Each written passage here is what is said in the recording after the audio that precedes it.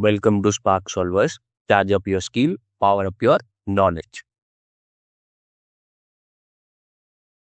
Today's topic is rectangular form to polar form conversion using scientific calculator.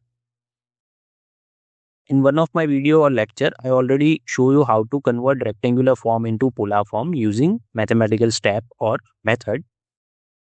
Like convert E is equal to 10 plus J20 into polar form. So first we find magnitude and then we find phase angle. So our answer is 22.36 at an angle 63.43 degree.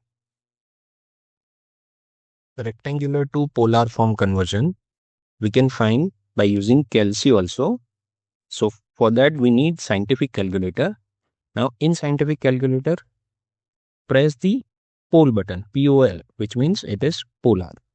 Now enter two values. Which are the two values? Over here A is 10, comma, another value is 20. Now bracket close. When we press is equal to, we'll get magnitude of given vector. So 22.36, which is same as the calculation method. Now we'll find phase angle. So to find out phase angle, now press RCL and then after angle 10. So we'll get directly the value of phase angle 63.43.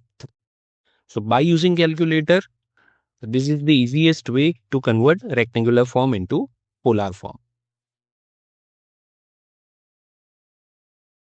Another way to convert rectangular form into polar form, first press pole. Now enter two values 10, comma, 20, bracket close, is equal to. So 22.36 is our magnitude. Now press RCL. Now press alpha and now press 10 and then is equal to.